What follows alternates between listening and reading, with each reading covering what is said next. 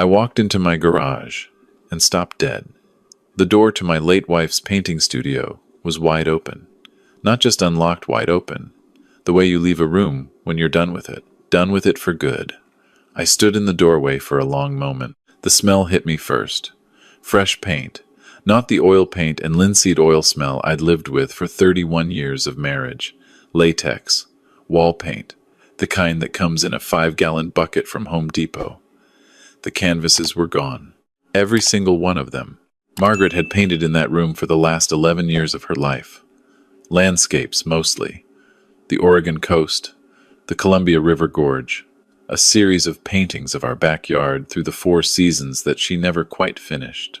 The walls had been covered floor to ceiling with her work, some framed, some just tacked up with pushpins, some stacked in careful rows against the baseboards. Her easel stood in the corner by the window because that's where the afternoon light came in just right. Her brushes were organized in mason jars by size. Her palette knives hung on a pegboard she'd asked me to build for her our second Christmas in this house. All of it was gone. The walls were white, a bright, aggressive white, the kind that has no memory. I walked in slowly, the way you walk into a room after an accident. The hardwood floor, the floor I'd refinished myself the summer after Margaret passed, because working with my hands was the only way I knew how to get through those first months, had been covered with a gray foam mat, the kind used in children's play areas. Interlocking squares of it, edge to edge, wall to wall. Hiding the floor, I'd spent 2 weeks on my knees sanding. In the corner where the easel used to be, there was a treadmill, a brand new treadmill, still with the manufacturer's sticker on the display panel. I recognized it. My son had mentioned wanting one back in the fall. My daughter-in-law had shown me a photo of it on her phone at Thanksgiving, said they'd been thinking about getting healthier. I'd nodded and said that sounded like a good idea, thinking they meant for their own place, the apartment they were supposedly going to move into sometime in the spring. That was 8 months ago. I'm 63 years old. I spent 34 years as a civil engineer, the last 12 of them running my own small firm before I sold it and retired.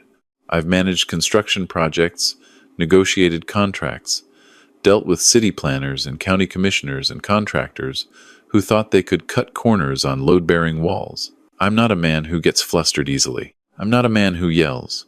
But standing in that room, looking at that treadmill where my wife's easel used to be, I felt something I hadn't felt since the night Margaret was diagnosed. A kind of cold clarity. The feeling of the world rearranging itself into a shape you don't recognize. I turned around and went inside the house. My son and my daughter-in-law had been living with me for 2 years and 4 months. It started the way these things always start, reasonably, even generously. My son, who I'll call by his relationship to me because that's how I've come to think of him in all of this, had lost his job as a project coordinator when his company restructured. My daughter-in-law was between jobs herself, having quit a position she described as toxic. They needed a few months to get back on their feet. I had a 4-bedroom house, and no one to share it with except the quiet. I said yes without hesitating. That was the right decision, I still believe that. A man doesn't close his door to his son. But somewhere between month 3 and month 8, the few months became indefinite. The room that was supposed to be theirs became 2 rooms. The kitchen that was supposed to be shared became one where I often found no space in the refrigerator for my groceries. The driveway that fit 2 cars comfortably fit 3 uncomfortably, and somehow my car was always the one parked at the end, farthest from the door. I charged them rent, $400 a month, which covered approximately nothing in terms of what this house actually costs to run. But it felt important to have the number, to have the agreement. They paid it for the first 5 months. After that, my son said things were tight. They were working on building their savings. Could we revisit the amount? I said, of course. The revisiting never happened. I want to be precise about the finances because I've seen how these situations get told, how they blur into vague accusations of mooching that can be dismissed as a family dispute. So let me be precise. In 2 years and 4 months, my son and daughter-in-law paid me approximately $2,000 in rent, spread across those first 5 months. My mortgage is paid off, so that's not the issue. But my property taxes on this house run just over $8,000 a year.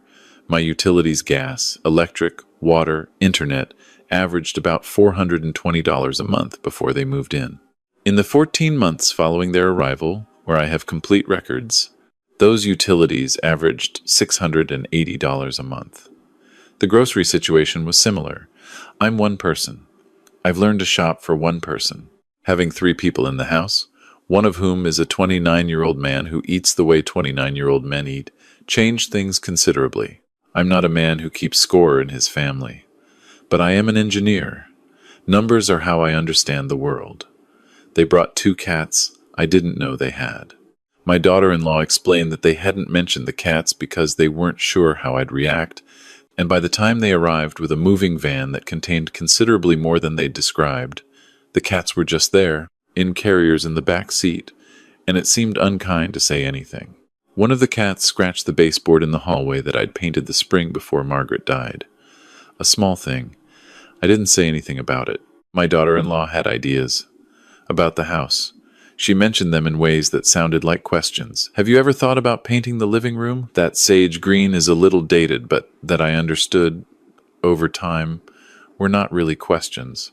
She had what I can only describe as a confidence about the space, as though living in a house confers the same relationship to it as owning one. She rearranged the furniture in the den without asking, explaining afterward that the old configuration blocked the natural flow. She replaced the hand towels in the guest bathroom with ones she'd ordered online, and folded the old ones into a bag that ended up in my closet. I said nothing about any of it. This is the part that's hardest to explain why I said nothing. It wasn't weakness. It was grief, and it was love, and it was the particular difficulty of asserting yourself inside your own home to someone who is technically your family. Margaret would have known what to do. She'd always been better than me at the human parts of things. The studio was the line. Margaret converted that space the year she retired from teaching. She'd been an art teacher for 27 years, and when she left, she said she finally wanted to paint for herself instead of always for the lesson. I had the garage insulated and drywalled, and I put in a proper window, north-facing, because she told me that was the right light for a painter's studio. I built the shelves and the pegboard. I ran a separate electrical circuit so she could have good lighting without flickering. It took me most of a summer. She used that studio every day for the last 11 years of her life. Every day that her health allowed. Even near the end, when walking was difficult, I'd bring a chair in from the house, and she'd sit at her easel and work on the coastal series she was planning to donate to the hospital where her oncologist had treated her. She said she wanted something of hers to be in a place where people needed comfort. She passed 22 months ago. Pancreatic cancer. We had 8 months between diagnosis and the end, which is more than many people get, and I am grateful for those 8 months in ways I can't fully put into words. After she was gone, I kept the studio exactly as she'd left it. I wasn't ready to change it. There was a painting on the easel she hadn't finished, a view of Cannon Beach at low tide, the sea stacks rising out of fog, and I couldn't bring myself to move it. The half-used tubes of paint were still on her supply cart. Her apron was still hanging on the hook by the door. When my son and daughter-in-law moved in, I walked them through the house and showed them which rooms were theirs and which were common space. I was direct about the studio. I said, "That room is not to be disturbed." I said, "That was your mother's space, and it stays as it is." My son nodded. He understood. He'd lost his mother too. My daughter-in-law smiled the way people smile when they're agreeing with something they don't actually agree with. I came home from a 4-day fishing trip on a Tuesday afternoon in October. I go every year with 2 friends from my engineering days, up to a cabin on the Deschutes River. Margaret used to tease me that I was the worst fisherman she'd ever seen, that I just liked the excuse to sit by moving water and think. She wasn't wrong. I drove home, pulled into the driveway, noticed an unfamiliar car parked where mine usually went. I thought maybe they had a friend visiting.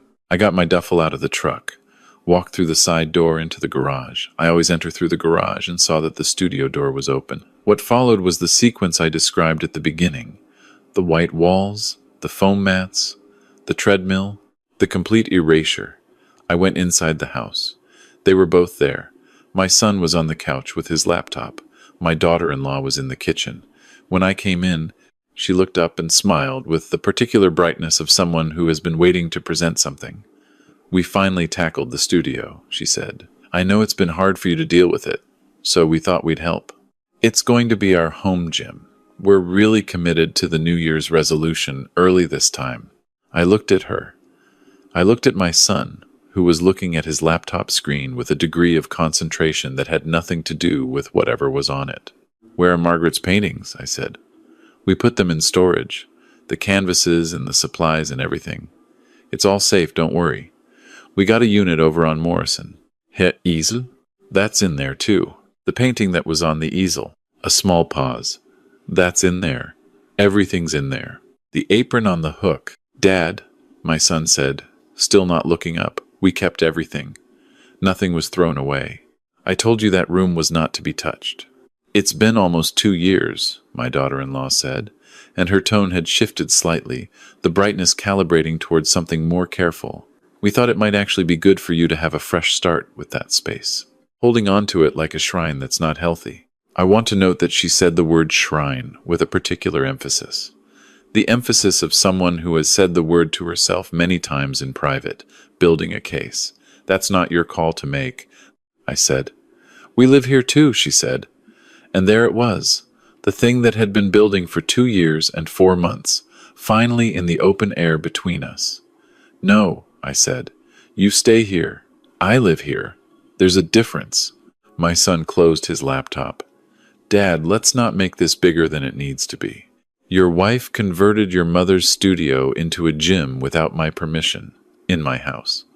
After I specifically told you both not to touch that room, tell me how big this needs to be. You can barely go in there, my daughter-in-law said. It's been 2 years, and you haven't changed anything in that room. You've been stuck. We were trying to help. I'd like to know, I said, who authorized the storage unit, who signed that lease, who moved my wife's belongings. Another small pause. The kind of pause that contains an answer the person would prefer not to give. I arranged it, my daughter-in-law said. It's in my name. I'm paying for it. With what money? It was a direct question. I asked it because I knew the answer, or suspected it, and because the engineer in me requires the numbers to be stated plainly. With our money, she said. We have money. We've been saving. How much do you have in savings right now? That's not. Because I've been thinking, I said, for some time now, about the fact that you've lived in my house for 2 years and 4 months. And in that time I can account for $2,000 in rent paid in the first 5 months. I cannot account for what you've been saving toward. I'd like to understand the math. My son stood up. Dad, this isn't the time. When is the time? You tell me when the time is, because I've been waiting for you to name it. What came next was the thing my son said that I keep returning to. He said, you have this big house, and you're alone in it. What's the point of all this space if you're just going to guard it like it's a museum? I'm going to let that sit for a moment, the way I let it sit in that kitchen. Then I said, I want you to understand something. This house is not a resource. It's not a square footage problem to be solved. It belonged to your mother, and it belongs to me. And the decisions about what happens inside it are mine. That's not selfishness. That's what it means to own a home. My daughter-in-law said, we have a right to make this feel like our home too. No, I said. You don't. You have a right to the room you were given and the common areas we agreed to share. You don't have a right to my wife's studio, and I want Margaret's things back in that room by the end of the week. What happened next is the part of this that I had not anticipated. My daughter-in-law said, I don't think that's going to work for us. She said it calmly, with a kind of finality that suggested she and my son had discussed what to do if this conversation happened, which meant they had, at some point, considered the possibility that I would object to what they'd done, which meant they'd done it anyway, with that knowledge. We've actually been talking, she said, about what our situation is here, and we think that given how long we've been here, and how much we've contributed to the household, it would be fair for us to have more of a say in how the space is used. I looked at my son. He said, we've looked into it, Dad, legally, regarding tenant rights. And there it was. The phrase I'd hoped never to hear in my own house from my own son, tenant rights. I'm an engineer, not a lawyer, but I'd been in real estate adjacent enough over my career to know that this was not an idle phrase. I knew what it meant for someone who had been living in a property for 2 years, receiving mail there, having their name on utility accounts. I knew this was a conversation that needed to happen differently than it was happening in a different room with different participants. So I said, I see. All right. I went upstairs. I closed my bedroom door. I called my attorney. Her name is Patricia, and she's been my attorney for 15 years, estate planning, the firm sale, various property matters. She picked up on the second ring, which is one of the many reasons I've kept her for 15 years. I told her what I'd come home to. I told her what had been said about tenant rights. She was quiet for a moment, and then she said, "Give me 24 hours." In those 24 hours, I did 3 things. First, I went to the storage unit. My daughter-in-law had told me which facility, and the unit was in her name, which meant I couldn't access it directly. But I drove there anyway, and sat in the parking lot for a while, just needing to be close to it, knowing that somewhere in one of those orange doors were Margaret's paintings, her brushes in their mason jars, her apron with the cadmium yellow stain on the left pocket that she could never fully get out, the unfinished Cannon Beach painting.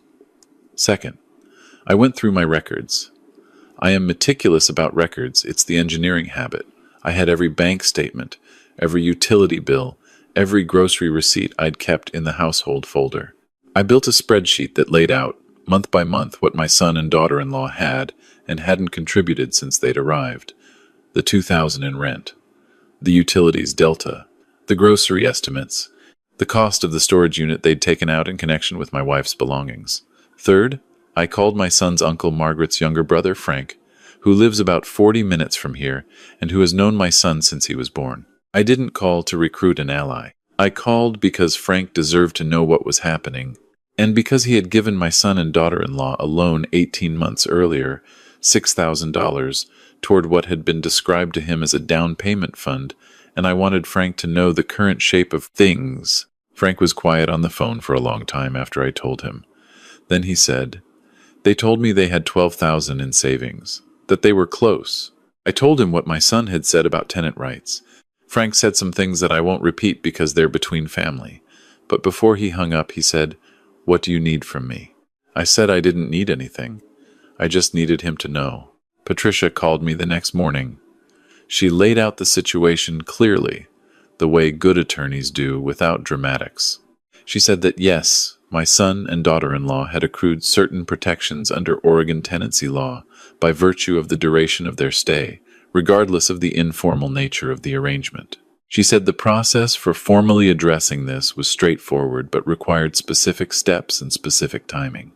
She said she would prepare a formal notice, not an eviction, not yet, but a formal written notice that established the terms of their tenancy and my expectations going forward, and that set a clock. She also said, "Do you want to include the studio in the notice?" I said yes.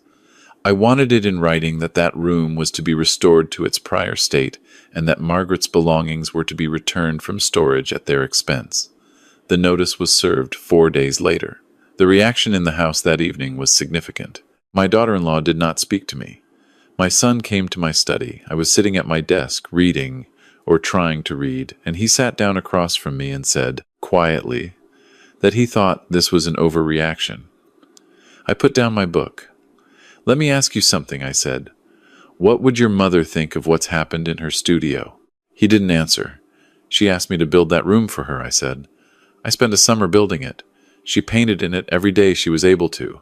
She died with an unfinished painting on the easel in that room, and your wife decided it would make a better gym." "She was trying to help," he said. "She thought, I know what she thought. She told me, she thinks I've been stuck. She may even be right about that. But being stuck is something I get to work through on my own terms, in my own time, in my own house. That's not something anyone else gets to fix without asking me first." My son looked at his hands. He's 41 years old, and in that moment he looked much younger than that, and much older at the same time.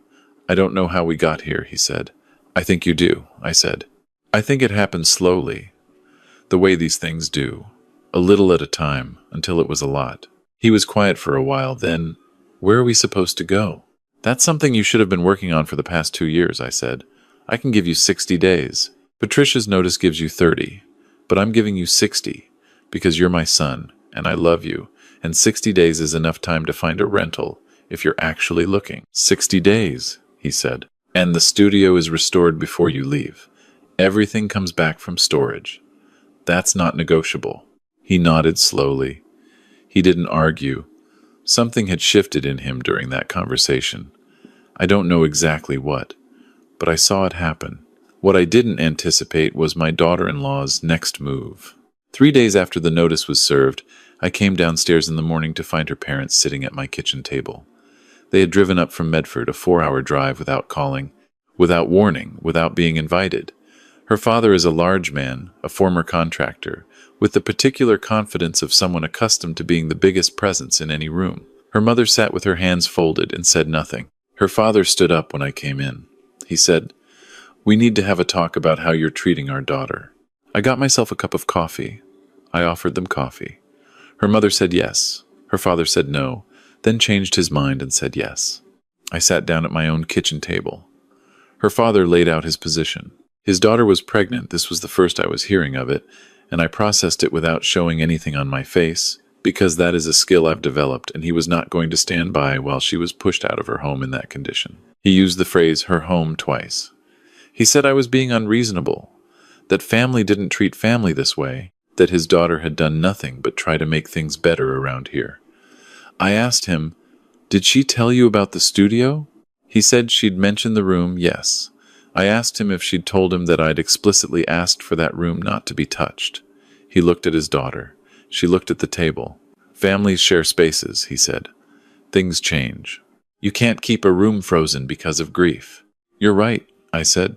"I can't keep it frozen forever, but I get to decide when it changes and how it changes. That room is in my house. It was my wife's room. I built it for her. Those decisions belong to me. You're going to put my pregnant daughter out on the street. I'm giving them 60 days, which is 30 more than required by law. That's not the street. That's 2 months to make arrangements. She's pregnant. I'm aware. I've been sitting here for the last 30 seconds being aware of it. I drank some coffee. I'll also say this. If you're concerned about where she'll be living when the baby comes, I'd ask why that concern is arriving at my table rather than arriving as an offer from you. The table was quiet. "You drove 4 hours," I said. "You're clearly able to help. You're clearly motivated to help. The question of why helping means pressuring me rather than opening your own home to your daughter, that's a question worth asking." Her father didn't have an answer for that. He looked at his wife. His wife unfolded her hands and folded them again. Daughter-in-law. They left an hour later. I don't think it went the way my daughter-in-law had hoped. What happened in the following weeks was quieter than I'd expected. My son, to his credit, started doing the things he should have been doing for 2 years. He updated his resume. He had phone interviews. He and my daughter-in-law started looking at rentals. And I know this because my son showed me listings without being asked. The way someone shows you something when they want you to see that they're trying. The studio restoration happened 3 weeks before they left. My daughter-in-law arranged for the storage unit to be delivered a moving service with a small truck, and I stayed out of the way while they carried everything back in. I wasn't ready to watch it happen. I sat in the backyard and listened to the sounds of it. When it was done, my son came out and sat with me. "She's in there," he said. I went in alone. It wasn't quite right. The furniture was in the wrong positions. The paintings weren't where they'd been. The mason jars of brushes were grouped differently.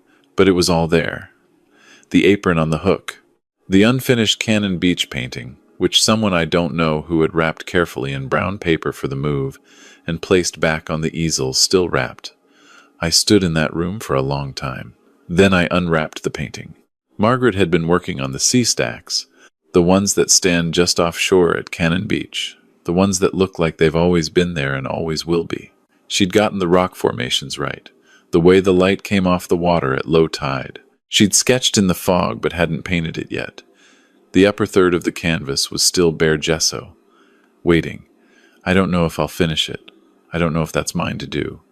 But I've started going into the room again in the mornings, just to sit, just to be in the light she chose. My son and daughter-in-law moved into a 2-bedroom apartment in a neighborhood about 12 minutes from here. They moved out on a Saturday and I helped them carry boxes, because that's what fathers do. The baby is due in April. I don't know exactly what my relationship with that child will look like. I hope it's a good one. I intend to do my part to make it so. But there are things I need my son to understand, and because it's hard to say them in a conversation, because conversations allow for interruption and deflection, and the normal evasions of human beings talking to each other, I wrote them in a letter instead. I put the letter in an envelope, and I left it on his pillow on his last night in the house, and I went for a drive so I wouldn't be there when he read it. I'll tell you what I wrote. I wrote, "I love you without condition, and I have loved you since before you were a person, since you were a possibility." That doesn't change. I wrote, "What happened in this house over the past 2 years wasn't your fault alone. I let it go on too long. I didn't say the things I should have said. I thought love meant not asking. I know better now." I wrote, "Your mother would not have let it go on as long as I did. She was better at the hard conversations. I've spent 2 years wishing I could ask her how to do this, and missing her, and not being ready to change the room where I missed her most. That's not a character flaw, it's just grief. Grief is slow and it's not convenient for anyone, and I'm sorry that it made things harder." I wrote, "I'm not asking you to choose between your father and your wife. I'm asking you to remember that your father is a person with a house and a life and a room where your mother used to paint, and that those things are real and they have weight, and a person who loves you would know that without having to be told." I wrote, "I'll be at your door in April, with whatever the baby needs, and with whatever you need, because that's what I am. I'm your father. I just needed you to see that being your father doesn't mean having no self left over." The next morning, the house was quiet in a way it hadn't been for 2 years and 4 months. My coffee was still where I'd left it. The refrigerator had exactly what I'd put in it. When I walked into the garage and looked at the studio door, it was closed, the way I'd left it, and behind it was a room that was not a gym. I'm 63 years old. I'm retired. My wife is gone and my son has moved out, and the house has more quiet in it than I know what to do with. Some days. But I went into the studio that morning and I opened the window for the first time since October, the north-facing window, and I sat in the chair I'd brought in from the kitchen, and I looked at the unfinished painting on the easel, and the morning light came in the way Margaret always said it should: flat, steady, without drama. And I thought, this is what she meant. This is exactly what she meant. And for the first time in a long time, the quiet didn't feel like something that had been done to me. It felt like mine.